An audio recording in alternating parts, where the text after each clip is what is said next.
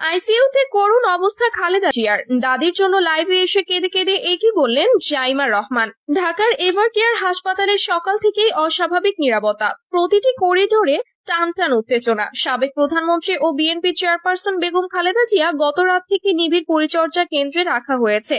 চিকিৎসকদের ভাষায় পরিস্থিতি অত্যন্ত সংকটজনক। চিকিৎসক দলের সদস্যরা জানিয়েছেন, হঠাৎ করেই তার রক্তচাপ অস্বাভাবিকভাবে ওঠানামা করতে থাকে, একই সঙ্গে শ্বাসকষ্ট বিপজ্জনক মাত্রায় পৌঁছায়।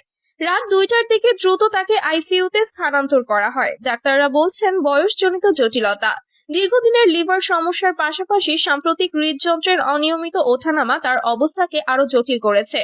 এই অবস্থার খবর মুহূর্তেই ছড়িয়ে পড়লে ঢাকার গুলশান, বনানী সহ বিভিন্ন এলাকায় দলীয় নেতাকর্মীদের মাঝে দেখা যায় উৎকণ্ঠা।